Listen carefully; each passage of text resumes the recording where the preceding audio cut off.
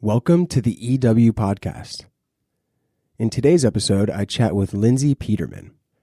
Lindsay is an artist and an art therapy guide. In this episode, she shares about her experience growing up in a religious cult, the addictions that grew from the pain of unresolved childhood traumas, and how art therapy helped her heal. Lindsay's story is truly an inspiration, and I think it really speaks to the power people have to change their brains. So I'm very excited to share this one. But let's just get right into it. Here is my conversation with Lindsay Petermann, and thank you in advance for listening.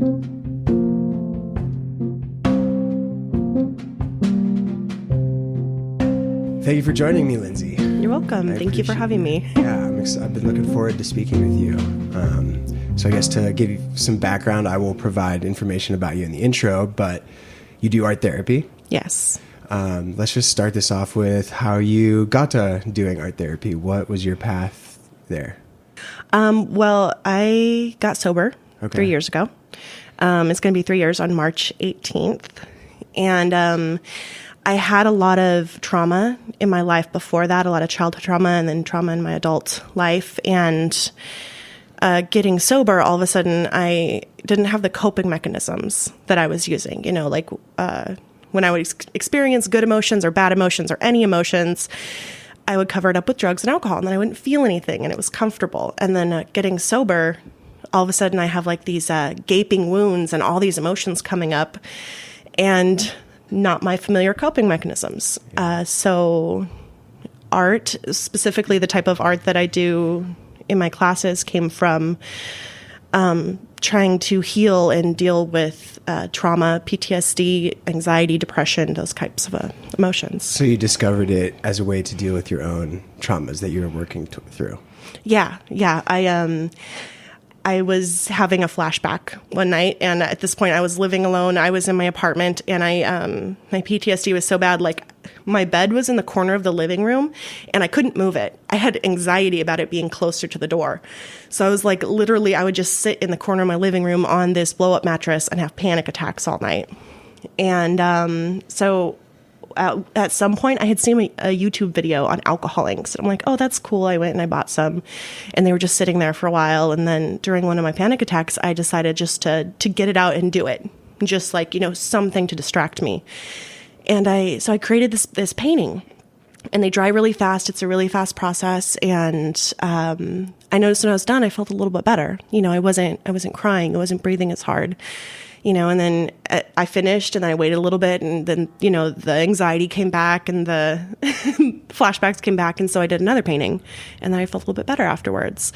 And I stayed up all night I think I did 7 paintings that night until I was able to fall asleep and get some sleep.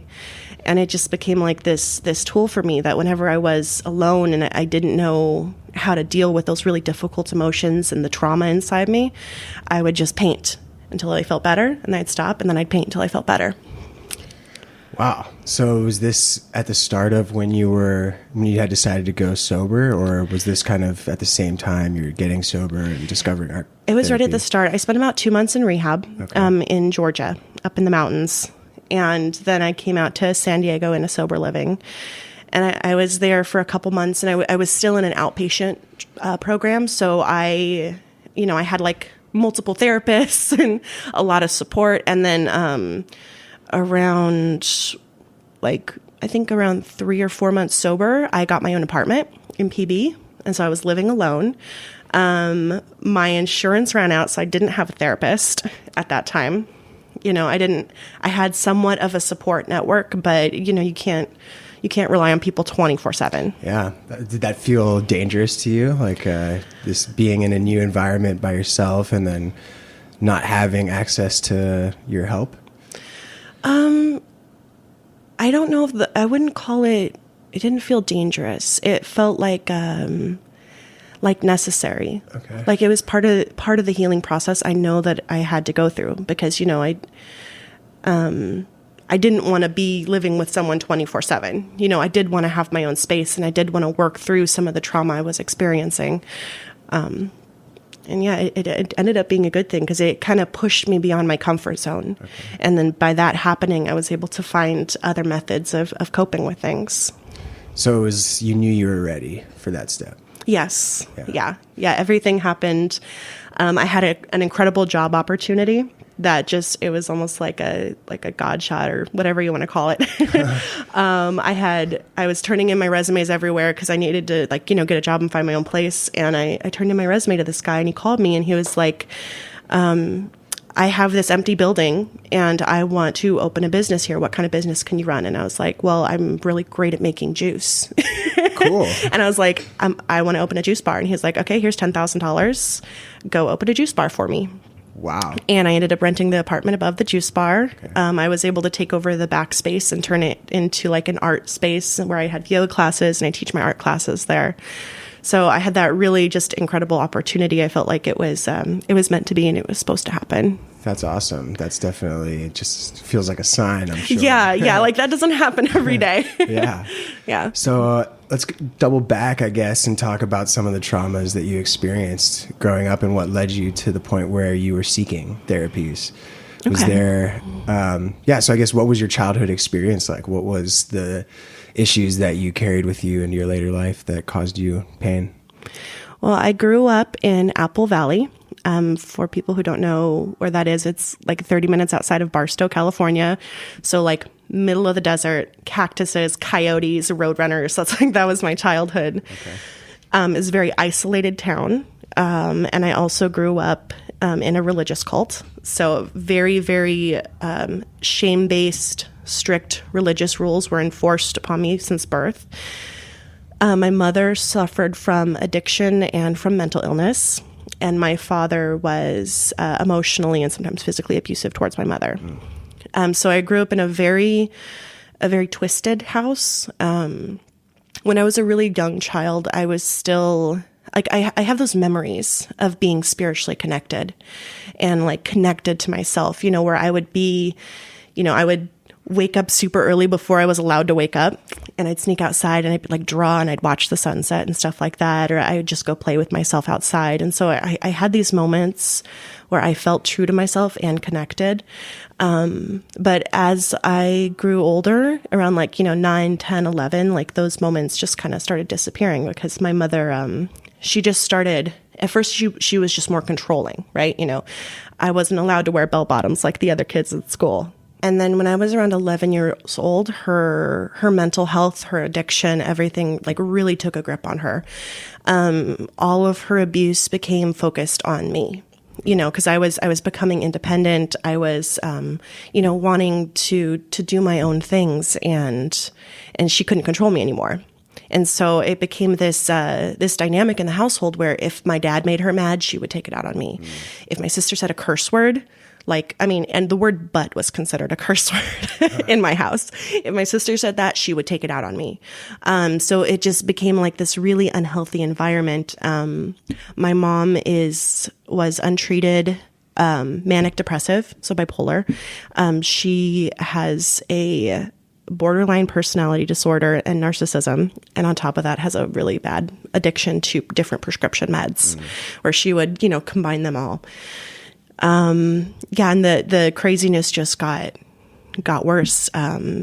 She would torture animals. Oh, wow. Yeah. Like I was watching Bates Motel yesterday, and I was kind of like, this reminds me a lot of my mom. Oh, man. Like my partner walked in the room and he was like, oh yeah, I could see that.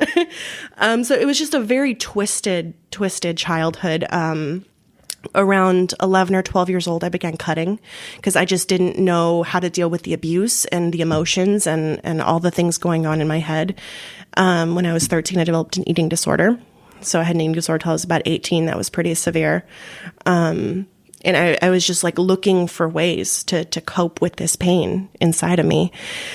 Were the rules that the religious cult had in place enforce the behavior, the way you were treated? Like, did it give your parents or your mother basically a structure or a reason to treat you the way she did? Was it something that was used against you, or was it just kind of in the background in that respect? A lot of it was hidden. She was the nicest woman in the world to anyone who's ever met her who's not in the family. Same thing with my father. Like they put on a really big persona of just being completely loving, happy, peaceful people.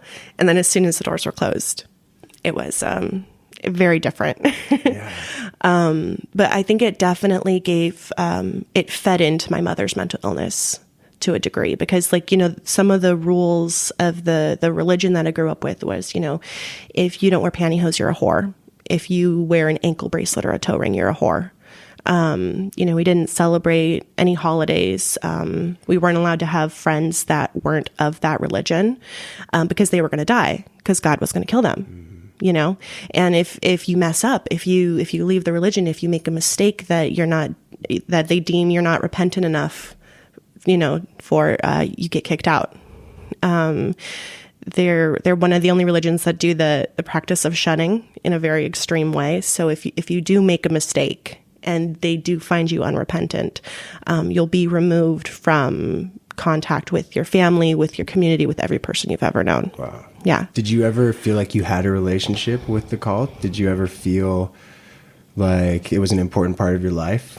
I mean, I did, around the time. I guess my question is, did you look on it kindly, When I was, 15, 16, 17, I felt something was off. But then I was also so isolated from everyone. I lived a very shame-based, fear-based life. So when it came time for me to go to public high school, I remember I got dressed and I put my clothes on and I looked in the mirror and I was like, you can't do this. You can't do this. And I didn't go to public high school. Then I went to a charter school, and that just kind of led into my isolation and my aloneness in the world. I was allowed to have 4 friends my entire childhood, from birth Wow. to And these were selected 18. for you? And they were members of the religion. Gotcha. That were in my age range, and it's a very small group in the middle of the desert. So when I turned 17, 18, I made some friends who were a little bit more open-minded. They were still in their religion, but they had a free spirit about them. And I started hanging out with these people, and because they were doing it, I just dove right in, and it became a big part of my life for the next 5 or 6 years. I was fully immersed, totally brainwashed. Oh. I would volunteer, up to 50 hours a week doing this. I would quit my job to volunteer for this organization. And it brought me joy. I felt like I had this close relationship with God some of the times. And it was kind of like a math equation, right? So if I did A, B, and C, then I would be loved and God loved me.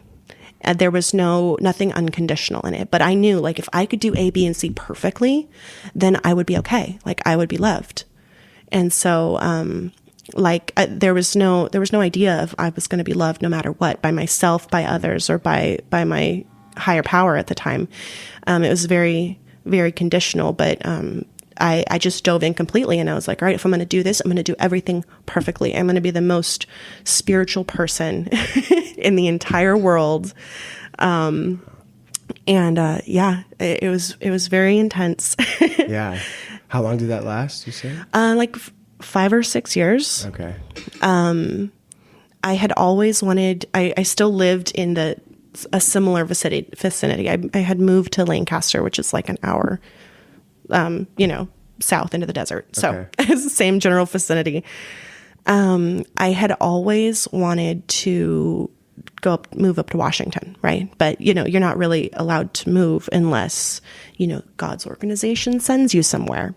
So I had this feeling inside me for all those years, I wanted to move up to Seattle, and I really love the rain. And eventually I just did it. I decided I'm going to drive up there and I'm going to do it. And my little sister and my best friend came with me, and we drove up to Seattle with $500 and started looking for jobs. And we found an apartment to sublet. And it was, everything just worked out. And I started having feelings for one of the guys I worked with, which wasn't allowed. And I ended up losing my virginity to him at 23. And I got kicked out of the religion. Oh, wow. Because I found out about that. Well, I told them because, okay. if they were to find out, then I'd definitely get kicked out. But if I were to go to them and confess to them and show them I was repentant, I thought maybe I wouldn't get kicked out, So is this something that was weighing very heavily on your conscience, I imagine, at the time after you lost your virginity to him? I'm sure you were sweating bullets, huh? Well, yeah, I felt like a horrible person, because it was that whole thing. Like, if you do this, this, and this, God loves you. If you do this, God doesn't love you. And so I was just feeling so much self-hatred and, disconnect with any type of spirituality. And I didn't want to risk, getting kicked out, because I was like, okay, if I go and I tell them right now, then I won't get kicked out. And it just, it didn't end up that way. And, in a single night, I lost every person I'd ever known. Oh, wow. Yeah. It's really weird, like, I don't think it's something that a lot of people think about, because, even if you have family or friends that pass away, or that, you move or something like that, you never think about losing everyone. Yeah. So yeah, I had nobody. And it was at that point, my drinking had gotten a little bit out of control, where I would, even when I was like in the religion, if something happened, if something really painful happened, I would drink to cover it up, and I would drink heavily. Yeah.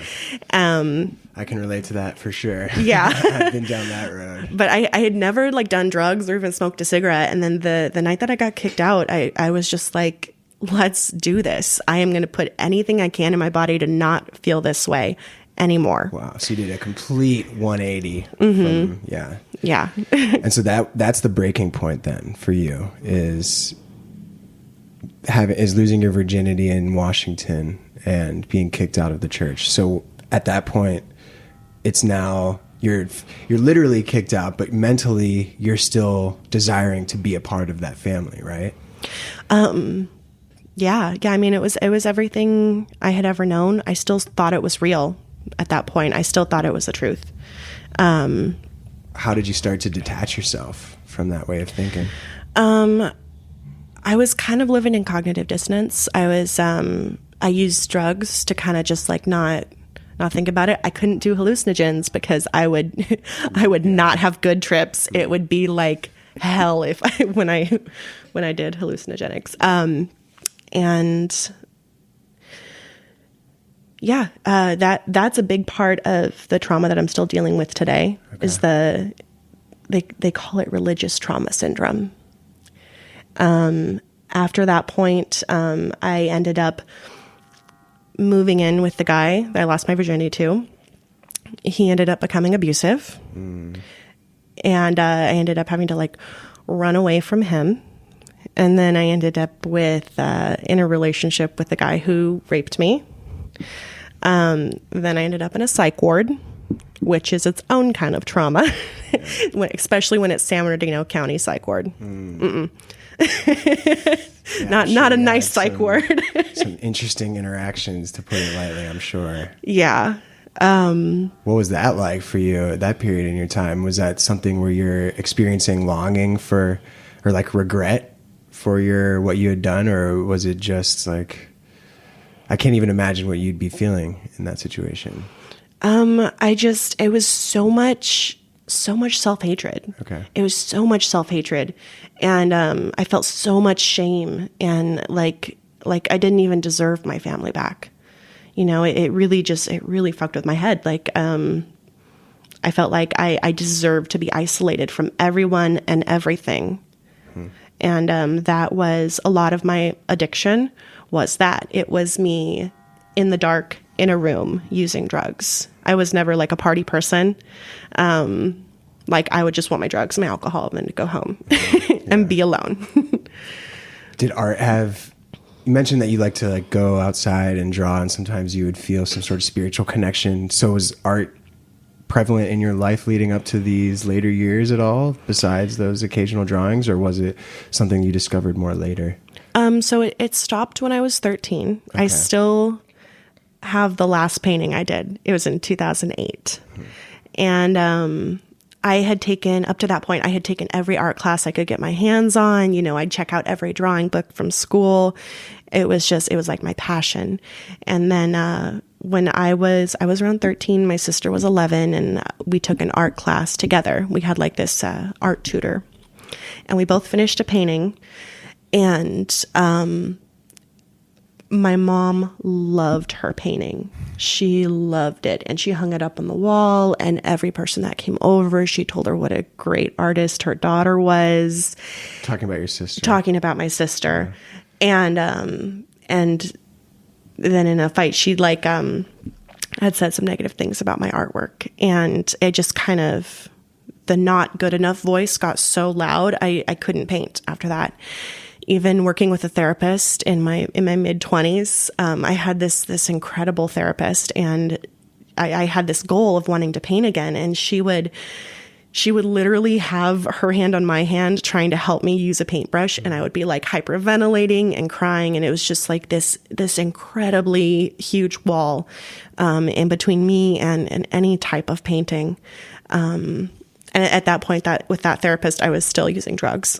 Yeah. So it was, still sorting it out. Yeah. Yeah. Like with my parents, they told me that the best thing I could aspire to would be working in fast food, that I shouldn't try to have my own business, that I shouldn't do art, that I just need to go to McDonald's or Panda Express. This was something you were told growing up? Yeah. Okay. Yeah. And so like, just, hearing those kind of messages from your parents, there's like a part of your brain that knows it's not true, but there's a part of your brain that believes it, that like listens to that stuff. Cause in the back of your head, it's like, oh, these are my parents. These are the people that know me the best, that are looking out for me. And so, I couldn't paint. It was this giant block. When I was in rehab, they had ordered paints for me specifically for me to paint, and I would just sit there every day and just stare at a blank canvas, and I couldn't do it. And so the picking up alcohol inks when I was around 3 months sober, that was the first time I had painted in 13 years. Wow. Yeah. Were your parents did they ever like reach out to you throughout this whole process after you were like excommunicated? They have, mostly my mom. Okay. But it's been very, like manipulative. Yeah. Like she'll reach out when she's crying to be like, oh, when are you going to come back? I don't want you to die. Stuff like that. But it's very, very far in between, like once or twice a year. Maybe. It's usually when she's high. she'll call me and, tell me God's going to kill me soon and that I need to hurry and come back. Wow. So this is something that is still hanging over your head in some ways and like still kind of a shadow for you. Not so much. No? I wouldn't say a shadow. I mean, I still get those phone calls from my mom, but I have a wonderful therapist today that's helping me. We're doing EMDR, and I'm processing through this stuff, and it's not what I believe anymore. It's genuinely not. Like I've looked back at the belief systems and the, they're like evidence and the things they believe are true, and I don't connect with any of that anymore. My idea of spirituality today is completely different. And there was this whole thing, like, like if you're not a member of this religion, you're not going to have joy. You're not going to have love. You're not going to have peace. There's not going to be loving kindness in your life. This is the only true religion. You'll be miserable without it, stuff like that. And I've come to find all those things. Yeah. Like all the joys I thought I could only have there, I've found on the outside. And then looking back at some of their teachings, I'm like, oh, that's a little crazy. Yeah. What about your sister? Has your relationship with your sister been okay since that event? I haven't talked to her. Oh, I'm sorry. Yeah. That's the hardest loss for me, because she sided with the church in that case. Yeah. And it makes sense, because they believe that by not talking to me, that's the best thing they can do for me. They believe that they're helping you. Yeah, that if they don't talk to me, I'll be in enough suffering and grief from missing them that I'll come back. That's like the basis of the shunning, is to make people hurt enough to come back into the religion. So she is still a member of that religion, and she loves me enough to not communicate with me, which I have to keep that perspective. But it's really painful because she is, like, I love my partner and the person that I live with. Like, I'm spending the rest of my life with him, but she's my soulmate. You know, she's the person who understands me the most. And so not having my person in my life is kind of difficult at times. So whenever you left, was it Apple? You were in Apple Valley. Yeah. You were in Apple Valley. Whenever you left Apple Valley together, leaving the religion wasn't even something that was on your mind. You just wanted to go experience a new city. Yeah, I just wanted rain. I was tired of the damn sun. Yeah, and that was obviously true for your sister as well. Yeah. She was looking for a change too. Man, that's props to you for making it through all that without, you know, your familial support system. I have utmost respect for you in that regard, for sure. Thank you. Yeah, that's really cool. I'm sure it's been difficult, but it's really admirable, for sure. So you discovered Alcohol Inc. And art therapy. And how was that used in tandem with your therapy? Was it like go to a therapy session and then do the art therapy, or how does that recovery look? The art therapy that I do is more on my own. Okay. You know, it's become a spiritual practice for me where if I'm feeling anything, I'll paint. If I'm crying, I'll paint. A lot of times if I'm going to paint, I like to meditate beforehand and kind of focus on which emotions I want to get out. With the alcohol inks and with my students, I encourage intuitive color choice. So not necessarily thinking about, which colors look good together, which ones match my wall or anything like that, but kind of like taking a deep breath and choosing colors that speak to you. A tenet of art therapy is that if you choose colors intuitively, you can release emotions, and they might not even be emotions that you're aware that you're having.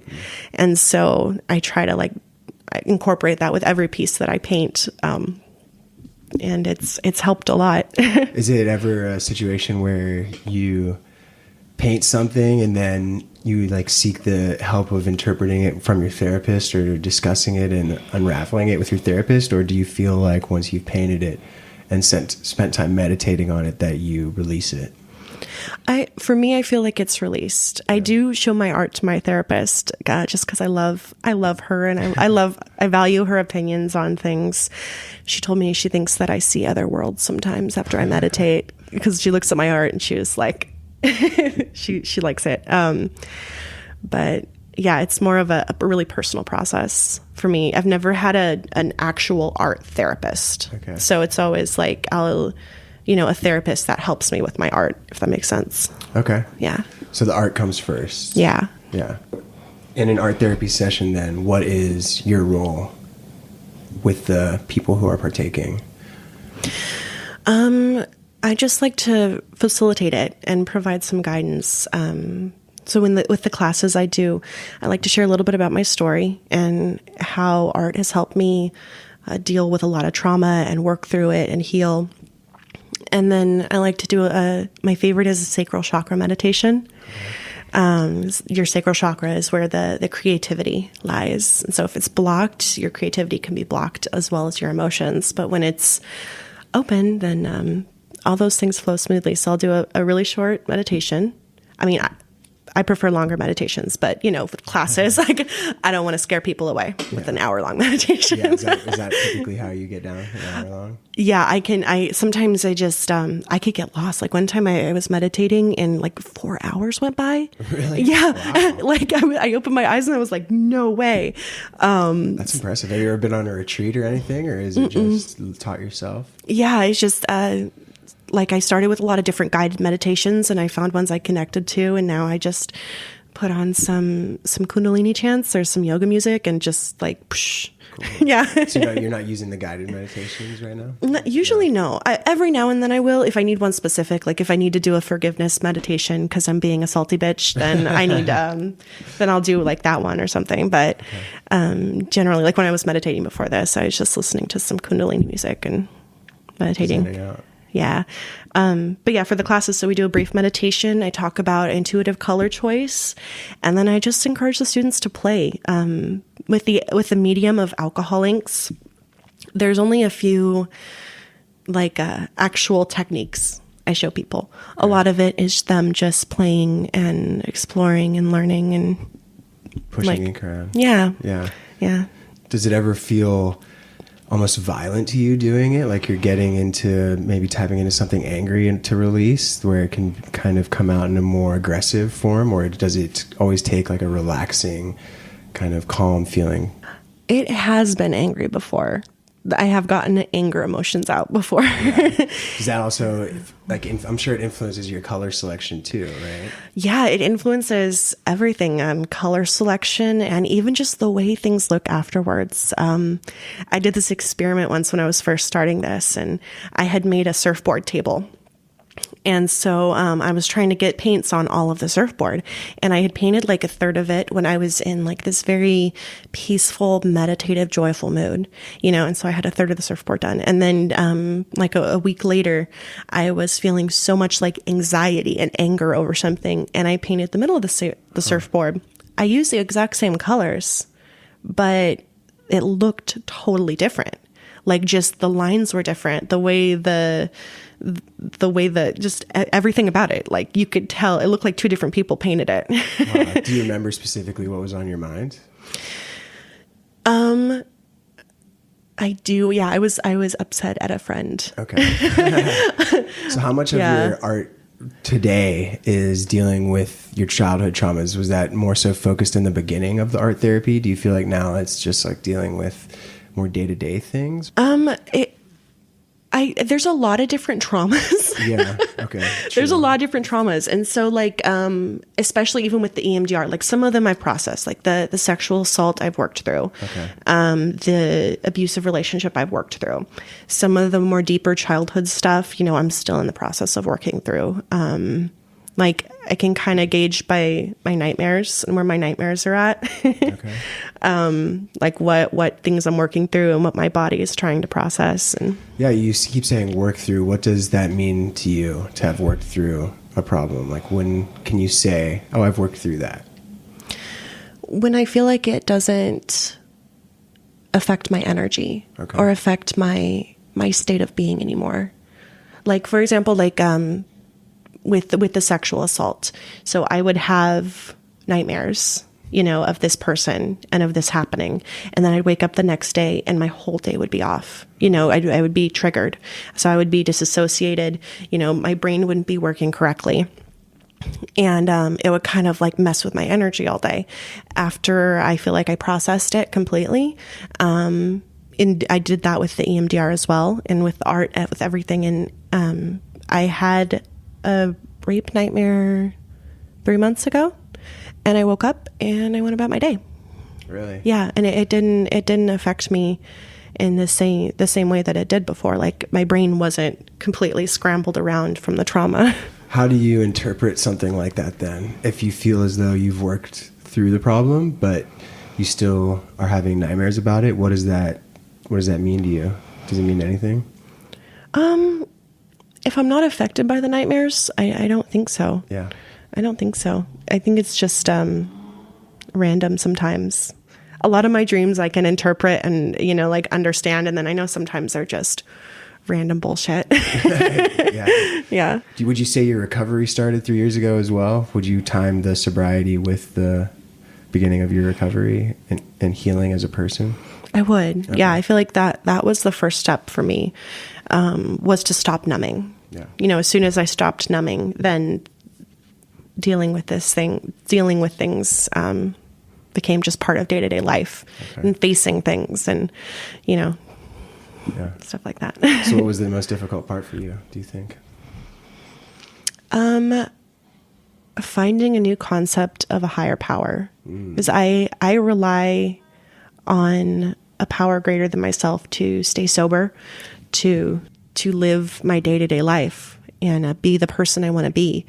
And for a while, that idea that I had this idea of God that was, shaming and controlling and judgmental and was going to, kill me if I did anything wrong.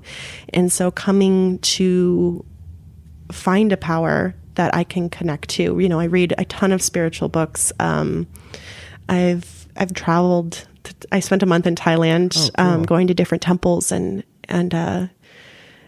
yeah, just like coming to build a relationship with what I call the universe, but coming to build a relationship with that power and to have faith that the universe has my back no matter what.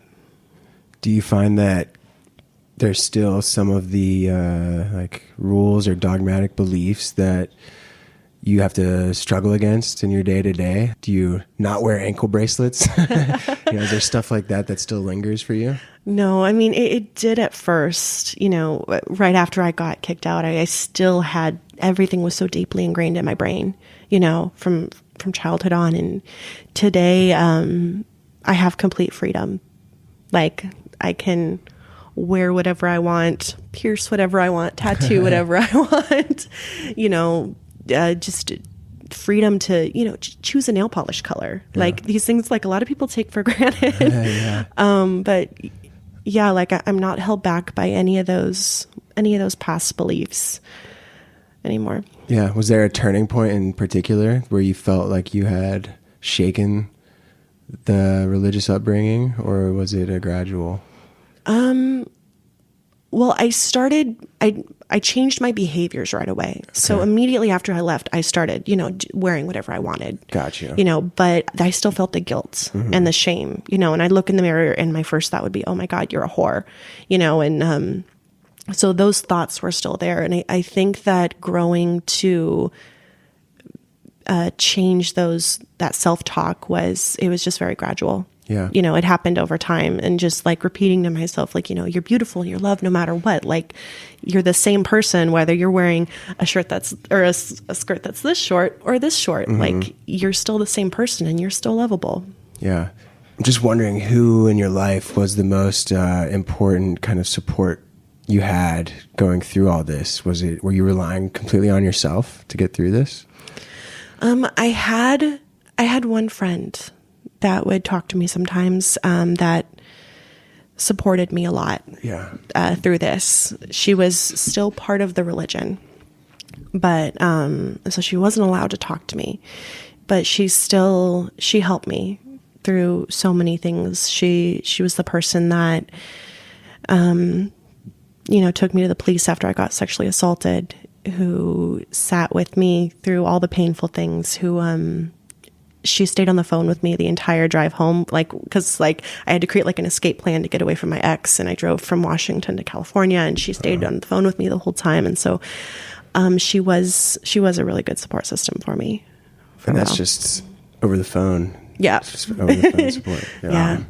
It's interesting from the perspective of wanting to be a friend for other people, even, where, sometimes I get caught up in the misconception of oh, I don't see this person enough. I'm not helping them. I'm not, in their lives, but you can definitely clearly have an impact even just by reaching out over the phone. Yeah. Yeah. She made a really big difference. And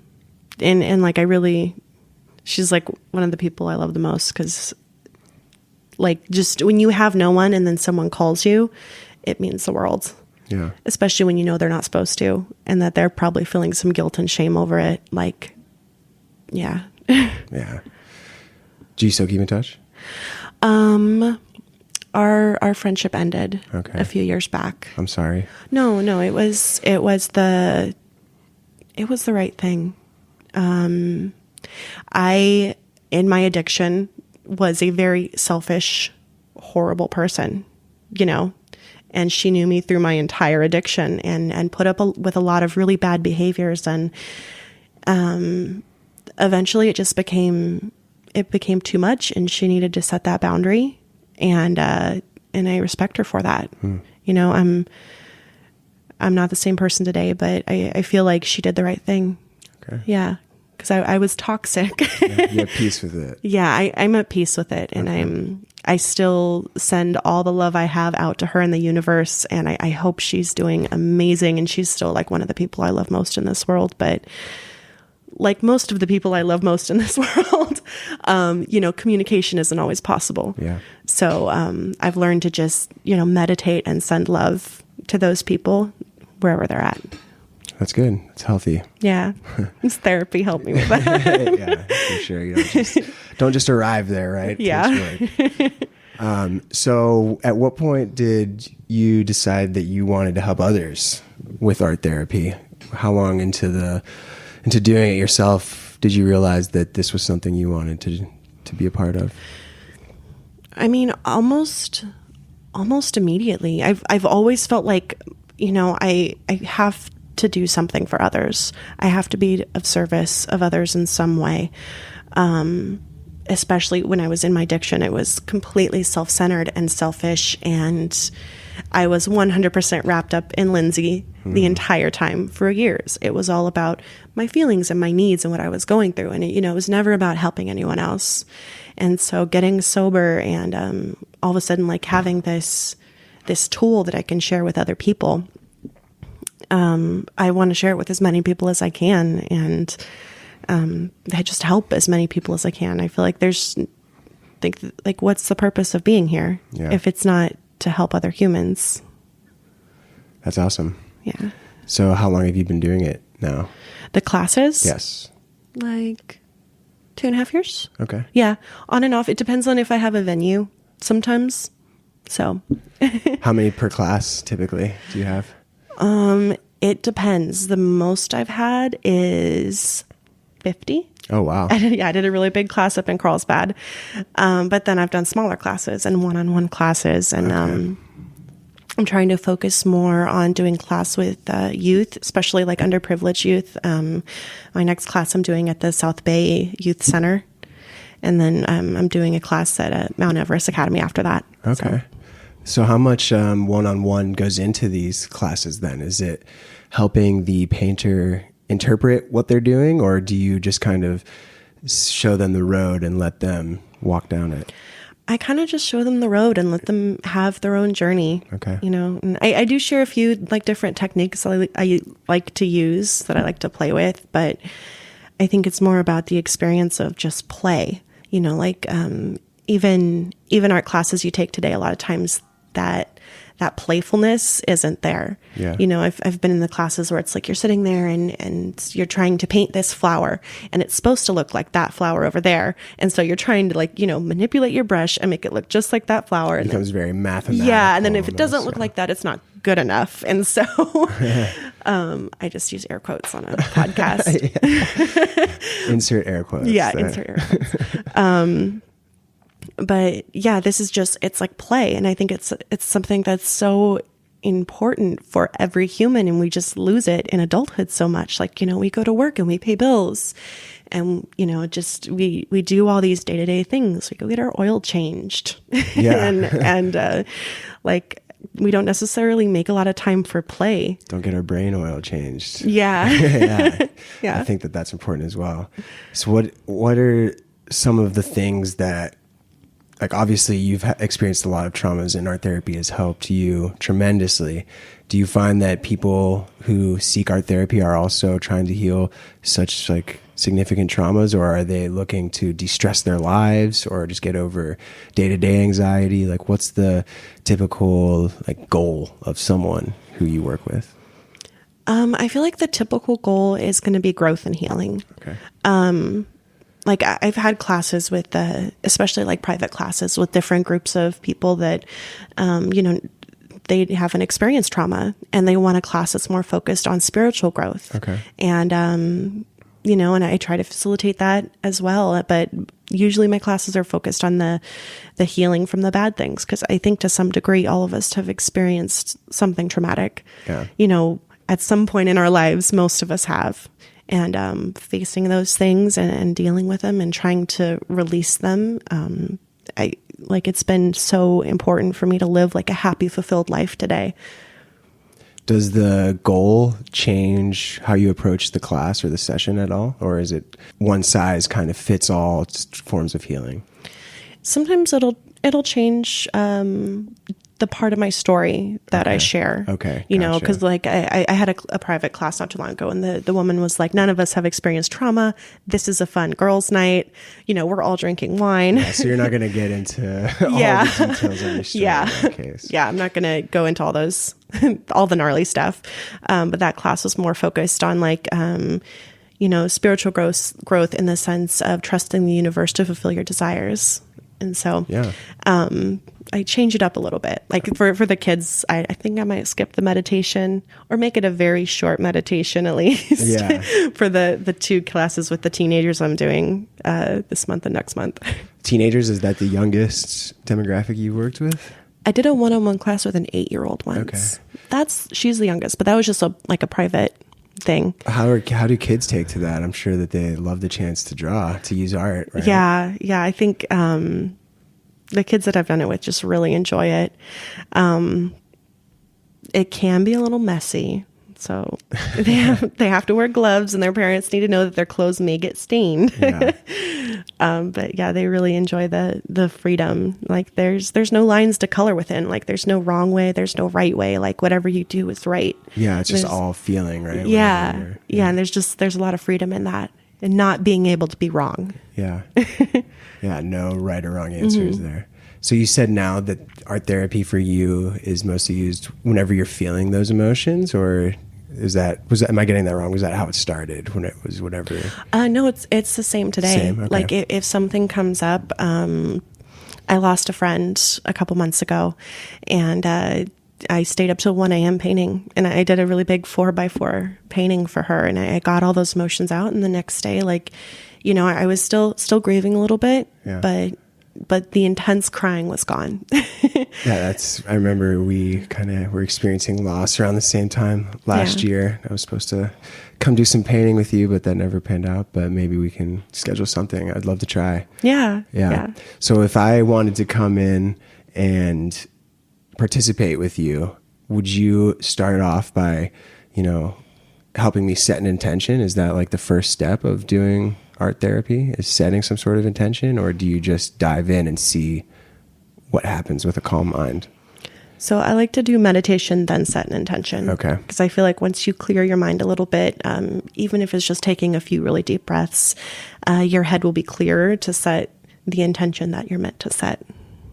Does that make sense? Yeah, for sure. There's less static going on. You can hear less noise. Yeah. Something I thought was really powerful about this process was around the same time I started this, I was sexually assaulted again in sobriety. Oh, again. Oh, yeah. Wow. And I was able to cope with that without drugs or alcohol.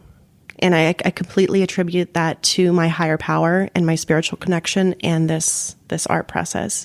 So I think there's a lot of power in spirituality, not necessarily religion, but in spirituality and in finding a creative outlet. Mm-hmm. Like when I think back on it, like when I first got sober, I used to think, if I could stay sober as long as I didn't get sexually assaulted again, or I could stay sober as long as this person doesn't die. Wow. And today that's not the case. Like I know that with my higher power and with my art, like I can deal with anything that happens, no matter how bad or scary. Like it's it's going to work out and be okay. So whenever you got sexually assaulted for the second time, in your mind, you were holding the belief that if that were to happen again, you wouldn't be able to stay sober? Yeah, I thought I was going to drink or use immediately. I thought there's no way I can feel the emotions that are associated with it. It's really hard to explain. It feels like someone takes your body, which is like a thing that shouldn't be able to be taken. Yeah. But it's like someone took my body, and just dealing with that level of violation. I didn't think I'd be able to get through that again, but I had a form of spirituality in my life, and I had a support group, and then I had my art, and it carried me through that difficult time without having to pick up a drink, And I feel like it's so common. I mean, even if you're not like an addict or an alcoholic in today's society, it's so common. You see it on TV. You have a bad day at work, you go home and you drink a glass of wine. That's, guilty. Yeah. Like that's what's normal in our society. But like if you experience not doing that, if you have a bad day at work and you come home and you meditate or you paint something or or you journal or do something else, like I don't even know how to describe it. It's like, instead of pushing things down, you're letting them out. And there's like this freedom that comes with it, where you're not feeling all the bad stuff anymore. It's not just pressed down in there somewhere. It's gone. Right. You're addressing whatever needs to be addressed. Yeah. Yeah, I'm definitely guilty of a long day, come home and have a drink. And our experiences have similarities, but the one difference that I notice is that you kind of came into your creativity with your sobriety at the same time. For me, it was like my creativity was so intertwined with my, drinking that I had a different viewpoint on creativity, I guess. It was like I viewed creativity as a way to like I'm gonna drink, I'm gonna get in the zone, I'm gonna focus, like this is how it's done, and that doesn't go anywhere good. Yeah, thank you very much for sharing. Absolutely. Thank you for having me. This was fun. Yeah, it's super enlightening. And like I said, that's to go through that much trauma and come out, like you seem like you are a very light, feel very good about, being able to be open about this stuff. Yeah. And just want to, acknowledge that. Thank you. That's awesome. Yeah. I appreciate any opportunity I have to share my story. I like to do it. I like the public speaking because I feel like it can help people.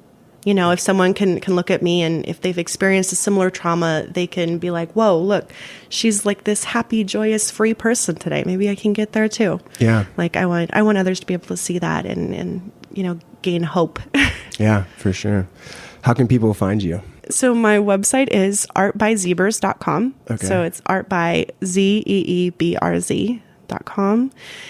And, that is the best way to find me. And that's your name on Instagram too? Yeah, it's my Instagram name and my Facebook name. It's all the same. Cool. And people can book appointments with you online? Yeah, if they want to? Just reach out over any platform and say hi. And are they typically an hour long? Or how long do they go? It really depends on the person. I would say anywhere from 1 to 2 hours, just depending on, some people like really get into the painting and they want to paint some more, and I am cool just chilling and painting with them. And then some people, like, they finish and they're good. Yeah. So it depends on the class and the people. Okay. Well, thank you very much, Lindsay. I really appreciate you taking the time to talk with me today. Thank you. Cool. Thanks for having me. Bye.